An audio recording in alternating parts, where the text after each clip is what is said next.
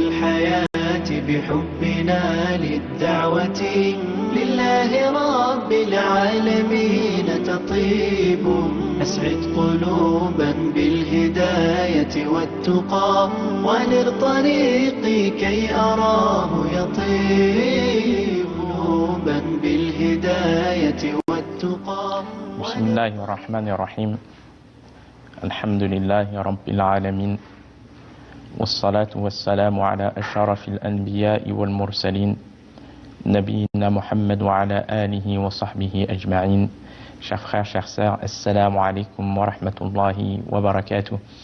Et bienvenue à tous et à toutes dans la continuité de l'explication du hadith numéro 5 de ce noble ouvrage qui traite du sujet de l'interdiction de l'innovation en islam. Et le fait que le musulman, le croyant, se doit de veiller à remplir les conditions d'acceptation et de validité des actions auprès d'Allah subhanahu wa ta'ala, afin que ces œuvres accomplies ne soient fatigue,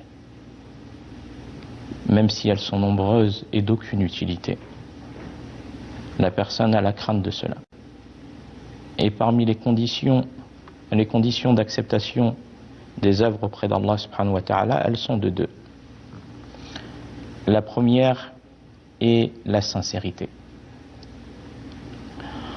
La sincérité. En demandant à Allah subhanahu wa ta'ala, et le croyant se doit de demander à Allah azza wa jal la sincérité dans les œuvres, les paroles. Car c'est la base.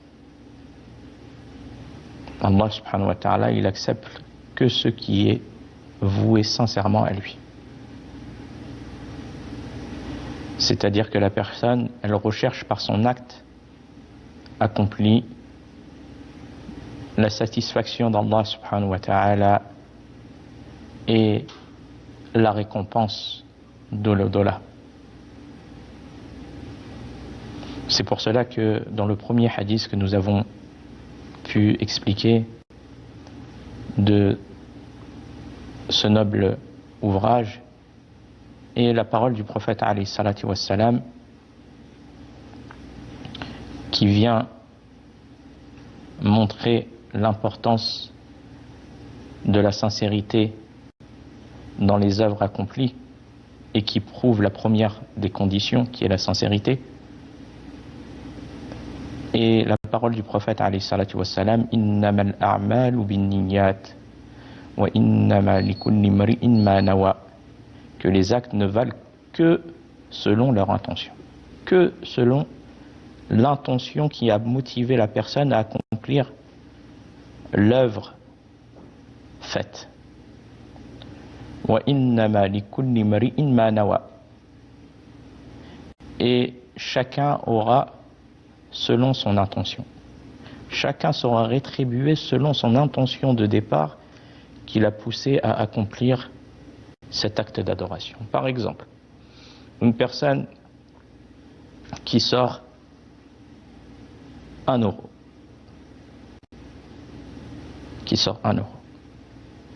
elle sort 1 euro dans le but de se rapprocher d'Allah subhanahu wa ta'ala en aidant cette personne qui est dans le besoin. Donc c'est minime. Mais la personne, elle ne minimise aucune action, car on ne sait pas quelle est l'œuvre qui nous sera utile dans l'au-delà. La personne, il lui est demandé d'œuvrer. Et les œuvres les plus aimées, comme il est venu dans une des paroles du prophète alayhi salatu wassalam, les œuvres les plus aimées auprès d'Allah, ce sont celles qui sont continues, même si elles sont peu en quantité, minime, le fait d'être continue. Donc la personne, elle a donné 7 euros dans le but de se rapprocher d'Allah, dans le but de rechercher la satisfaction d'Allah par cette œuvre et la récompense de l'au-delà. Et une autre personne qui a sorti 1000 euros Donc énormément plus. Mais son intention, c'est pas pour Allah. C'est pour autre qu'Allah. C'est pour autre qu'Allah. Par exemple, la personne elle recherche éloge des gens, que les gens parlent en disant que quel bon donateur, mais en aucun cas il recherche par cela la récompense d'Allah et la satisfaction d'Allah. Et Allah sait ce que cachent les poitrines. Eh bien la personne elle aura sorti beaucoup, ou elle aura accompli beaucoup sans que cela ne soit valide, parce que la première condition de validité des œuvres n'est pas présente, la sincérité. Donc on demande à Allah subhanahu wa ta'ala qui ne rende pas nos œuvres vaines et qui nous donne sincérité dans l'accomplissement de ceux qu'on œuvre. Car les œuvres ne sont valides que si elles sont, dans un premier temps, elles réunissent la condition de sincérité envers Allah subhanahu wa ta'ala. La deuxième des conditions est le hadith qui a été rapporté par l'épouse du prophète alayhi salatu wa salam, la mère des croyants. La mère des croyants, la fille de Abu Bakr as-Siddiq radiyallahu anhu, Aïcha radiyallahu anha, qui vient prouver la deuxième condition de validité des œuvres, qui est le suivi du prophète alayhi salatu wa salam. La personne, elle ne doit rien faire dans cette religion que si elle a une preuve qui lui prouve que cette chose qu'elle souhaite faire est légiférée, qu'Allah l'a légiférée, qui fait partie de la législation du prophète alayhi salatu wa salam. Pourquoi ? Car on est limité par les textes. Cette religion, elle est parfaite. Cette religion, elle est parfaite. Il n'y a pas une chose sans que le prophète alayhi salatu wa salam en ait informé. Donc, qu'est-ce qui est demandé à la personne ? Que ça soit dans ses paroles, que ça soit dans ses actes, que ça soit dans les bases fondamentales de cette religion. Elle doit s'arrêter au texte. Ce qu'Allah subhanahu wa ta'ala a dit, ce que le prophète Mohammed alayhi salatu wa salam a dit. Quant aux œuvres, aux actes d'adoration qui ne sont basés sur aucune preuve, il n'y a aucune preuve qui prouve que cet acte est légiféré. Et la personne, elle prend cet acte et elle se rapproche d'Allah par cet acte d'adoration où il n'y a aucune source que cet acte fait partie de la législation du prophète alayhi salatu wa salam. Donc la personne, par cela, elle a instauré une chose qui ne fait pas partie de la religion. Et quel est le résultat de cela ? Eh bien, le résultat de cela, c'est que son œuvre sera vaine, non valide. Car elle a œuvré d'une œuvre qui n'est pas légiférée. Elle se rapproche d'Allah par quelque chose qui n'est pas légiféré. Même si la personne, elle a réuni la première condition, qui est la condition de sincérité. Elle est sincère. Elle est sincère envers Allah subhanahu wa ta'ala. Elle a l'amour envers Allah azza wa jalla. Mais le chemin qu'elle a choisi dans le but d'adorer Allah n'est pas selon la législation du prophète alayhi salatu wa salam. Elle a instauré des choses, elle a innové des choses, elle se rapproche d'Allah subhanahu wa ta'ala par ces choses. Eh bien, elle verra son œuvre vaine non acceptée. Car la deuxième condition d'acceptation des œuvres est le suivi du prophète Mohammed alayhi salatu wa salam, comme cela a été rapporté par Aïcha radiyallahu anha dans ce 5e hadith, an al-mu'minin ummi abdillah Aïcha radiyallahu anha qalat qala rasulullah sallallahu alayhi wa sallam man ahdatha fi amrina hadha ma laysa minhu fahuwa rad, rawahu al-Bukhari wa Muslim. Le prophète alayhi salatu wa salam, il a dit dans ce noble hadith: quiconque instaure dans notre ordre ceux qui n'en font pas partie. Donc ça ne fait pas partie de la législation. Le prophète sallallahu alayhi wa sallam a dit quiconque instaure dans notre ordre, dans cette religion, ceux qui n'en font pas partie, ceux qui ne font pas partie de la législation du prophète sallallahu alayhi wa sallam. Quel est le résultat? Ça c'est la parole du prophète sallallahu alayhi wa sallam. Authentique, rapporté par l'imam al-Bukhari, par l'imam, le plus haut degré d'authenticité.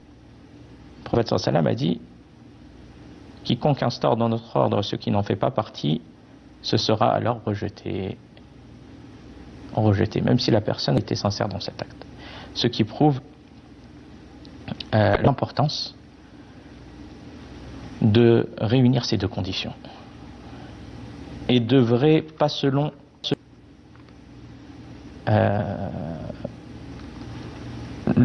nos passions, ou selon ce que nous voulons de cette religion. Non, selon ce qu'Allah a légiféré. Selon ce que le prophète alayhi salatu wa salam lui est venu et a ordonné et lui est venu comme révélation et législation. C'est par cela que la personne elle adore Allah subhanahu wa ta'ala. Et la personne elle doit aussi savoir que même si elle a une bonne volonté, une bonne envie de se rapprocher d'Allah subhanahu wa ta'ala, eh bien, le fait de savoir qu'il ne lui est pas permis d'instaurer et d'innover dans la religion d'Allah. Car certaines personnes prennent comme argument le fait d'instaurer ce qui est dit comme bonne innovation dans la religion. Bonne innovation dans la religion. Et certains prennent comme argument l'amour d'Allah et du prophète alayhi salatu wa salam par cela, par l'accomplissement de cela. Comme par exemple le fait de célébrer l'anniversaire du messager d'Allah sallallahu alayhi wa sallam. La personne elle doit revenir au prophète alayhi salatu wa salam et de son vivant. Est-ce que le prophète alayhi salatu wa salam l'a fait de son vivant? Ou est-ce que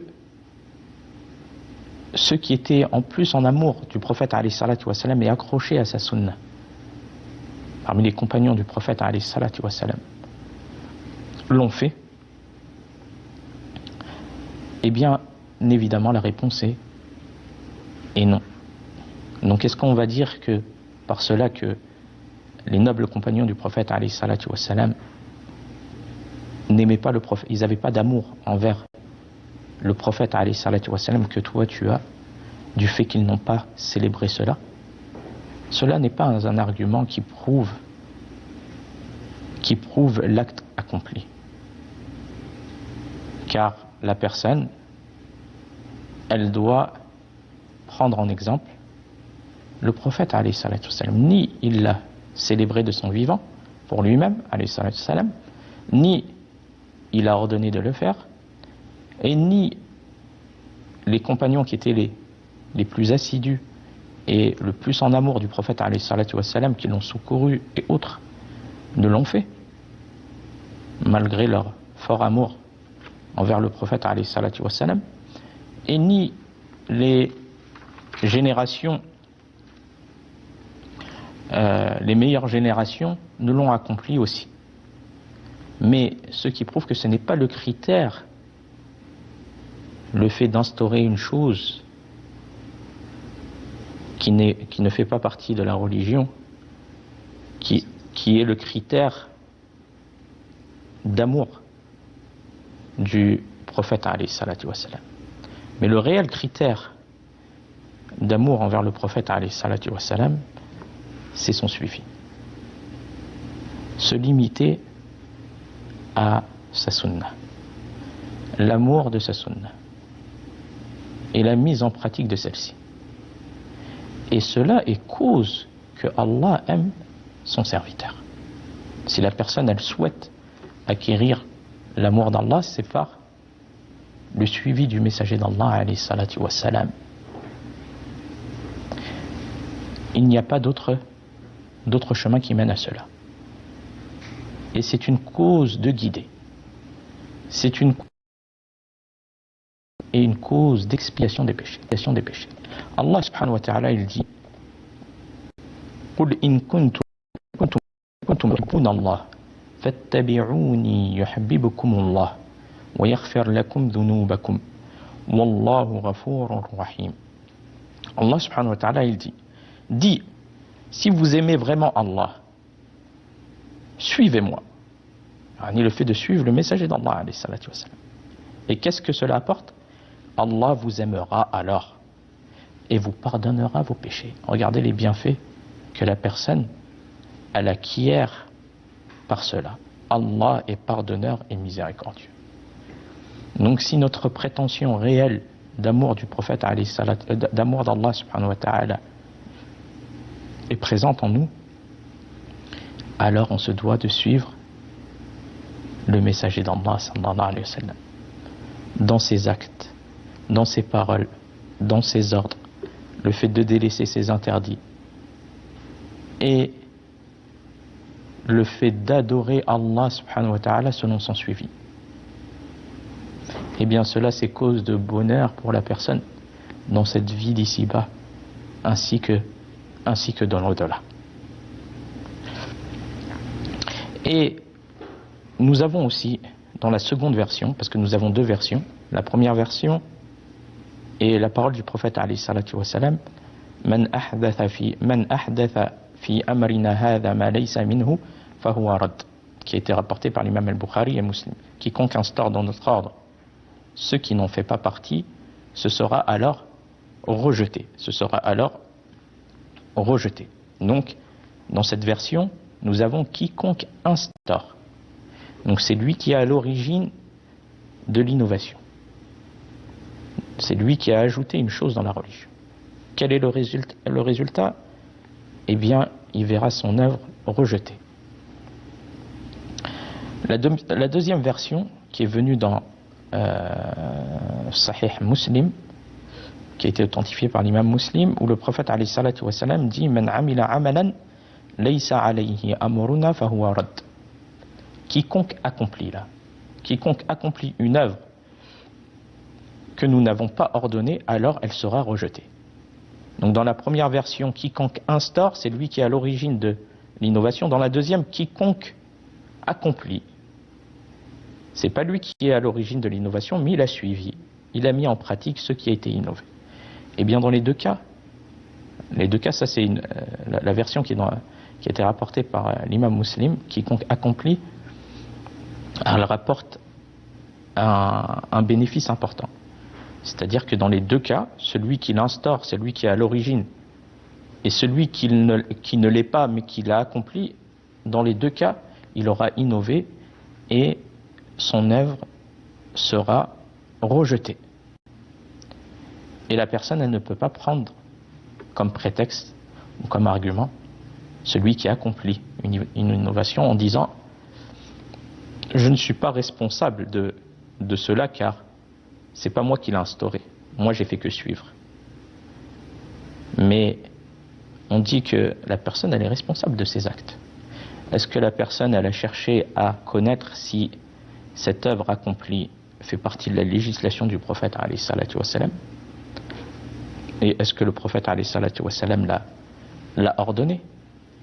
Donc, la personne est responsable de ses actes. Donc, tout comme celui qui a instauré une innovation et celui qui l'a accompli, leurs œuvres innovées seront rejetées, comme le prouve ce noble hadith. Et le fait de savoir que celui qui atteste que Mohammed alayhi salatu wa salam est le messager d'Allah, comme tout croyant qui atteste cela, tout musulman qui atteste cela, eh bien il se doit de faire passer la parole et les ordres du messager d'Allah sallallahu alayhi wa sallam sur ses propres passions et d'obéir au prophète alayhi salatu wa salam, comme Allah subhanahu wa ta'ala fait référence à cela. فإن لم يستجيبوا لك فاعلم أنما يتبعون أهواءهم. Mais s'ils ne te répondent pas, sache alors que c'est seulement leur passion qu'ils suivent.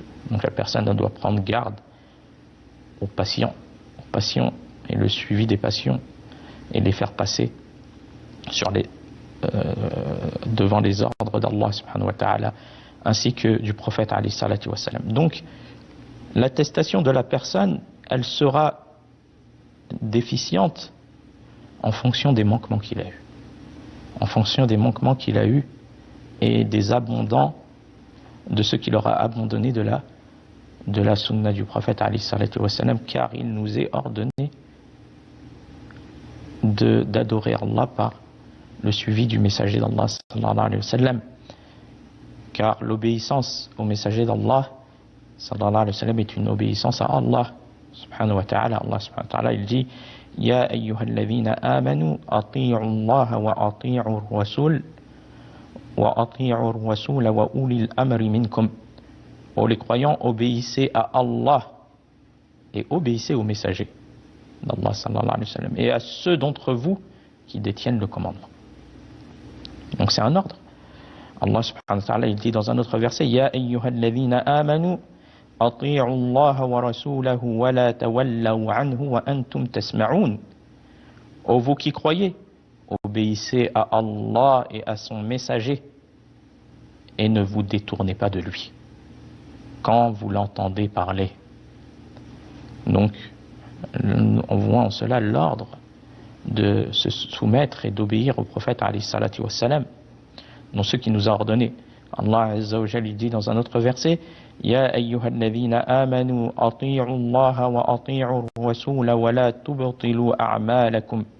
Ô vous qui croyez, ô vous qui avez cru, obéissez à Allah et obéissez au messager et ne rendez pas vaines vos œuvres. Donc on demande à Allah subhanahu wa ta'ala la sincérité dans les actes et les paroles et le suivi du messager d'Allah alayhi salatu wa salam dans l'accomplissement de nos œuvres. وفي الختام هذا والله أعلم وصلى الله على نبينا محمد والسلام عليكم ورحمة الله وبركاته. وللطريق كي أراه يطيب أسعد قلوبا بالهداية والتقى